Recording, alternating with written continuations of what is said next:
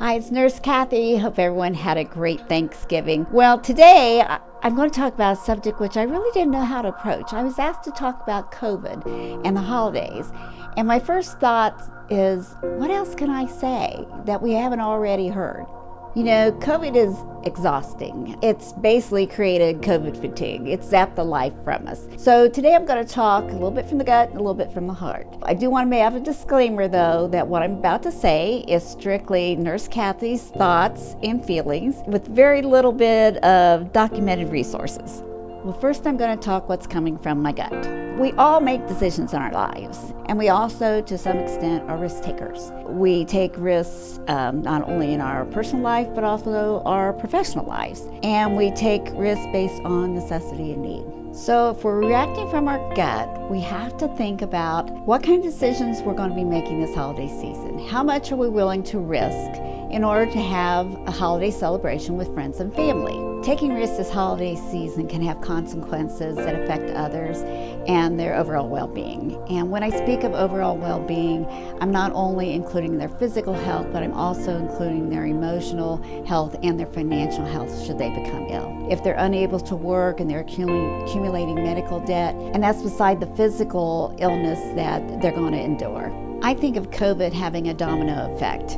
It not only affects your health, it affects your emotions, and it affects you financially. So this is where you begin thinking from your heart. If you're a host or you're even an invited guest, how big of a risk are you willing to take that may affect others? You know, because you're thinking with your heart and you're considering your loved ones and friends. You know, no one said you couldn't celebrate Christmas in July, and especially if you're having one of those white elephant exchanges, why not do it in July? For those of you who do make the decision to celebrate and gather with friends and family, first thing is I would add in some additional seating, maybe extend out the dining room table or the seating where you have at least, say, a seat between each individual. That should be enough space to accommodate to give you a little bit of social distancing. The other thing I would do, I wouldn't have others bringing food in for, say, a potluck. As the host, I would prepare all the food. I would also be the one who serves the food because you don't want to have everyone touching all the different serving spoons and utensils. The other thing I would do is have plenty of hand sanitizer around the rooms. And as far as your bathrooms go, I would use paper towels for people to wash and dry their hands on. I would not use the little hand towel that everyone wants to put out that's usually a holiday decorated type of hand towel.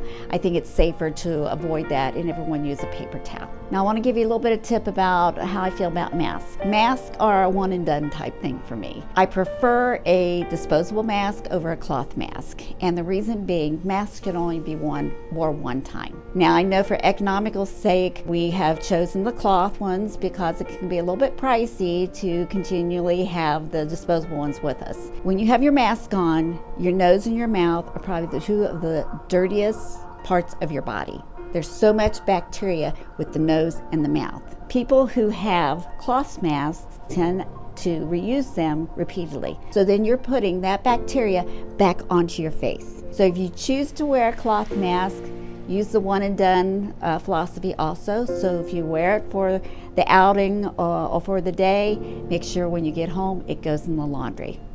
Okay, let's talk about travel. Those of you who are going to travel during the holiday season. Well, first off, you've got to determine your mode of transportation, whether it's going to be through air or some sort of ground transportation. So let's talk about air travel. First off, airports will be very, very busy. So the ability to social distance will probably be zero. Restroom facilities will be crowded. They don't recognize social distancing in those arenas, and also the terminal seating will be very crowded. So you've got to keep all that in mind when you're making that decision to fly. Now the airports do their best cleaning the planes, and then they also give you one of these handy dandy little packets that's your PPE, which includes a mask and a couple wipes and some gloves. So they do give you this, but that's not going to be enough for you. So you are going to have to be very, very cautious when you're flying this holiday season.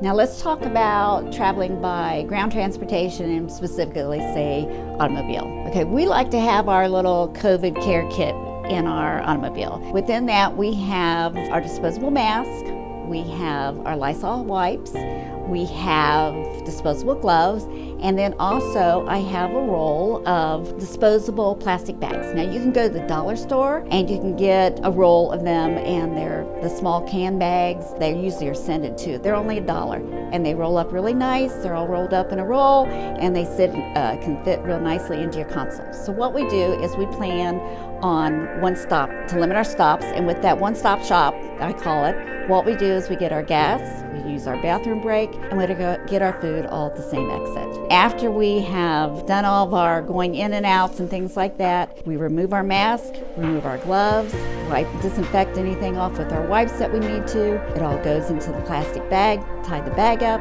and in the trash can it goes there at the pump.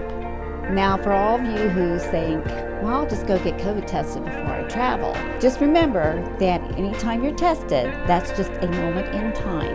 And that test is for just the date and time that you were tested. You could still, in the meantime, from the time you got the test to the time you arrive at your destination, be exposed or be carrying COVID with you. And in reality, if you travel, it would probably be in everyone's best interest if you would quarantine after the travel.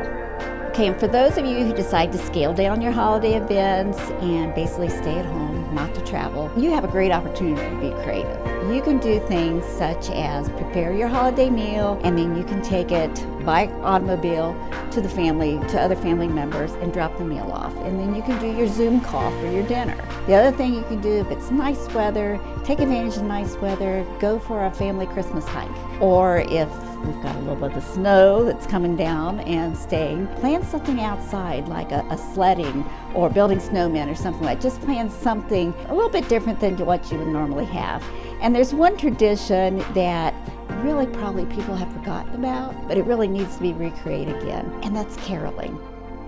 It would be so great if you have, a neighbor, especially an elderly person in your neighborhood who you've got maybe some homemade cookies for, and you and your family just go on over, knock on the door, start singing Christmas carol like We Wish You a Merry Christmas, and then drop off some cookies. Just think of the delight and the joy that you could bring someone else. Okay, that's all for me this week. Thank you for letting me just kind of ramble and talk about my feelings about COVID and some things that we can do this holiday season. I hope that we all will be safe, open up our hearts, be optimistic, and hope for the new year. So be sure to watch Ashley on Monday. She's going to do part 2 of the Blue Zone. So take care. Bye-bye.